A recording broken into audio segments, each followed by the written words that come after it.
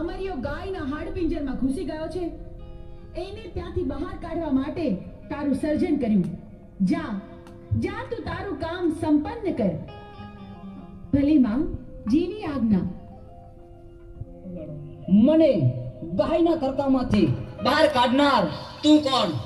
માડી, અમરિયો રાક્ષસ મને પૂછે છે કે મારું નામ શું છે. મારે શું જવાબ આપવો એને માં? તને અમે અમારા અંગના મેલમાંથી બનાવી એટલે તારું નામ મેલડી. તું માં મેલડીના નામથી જગતમાં પ્રસિદ્ધ થઈશ.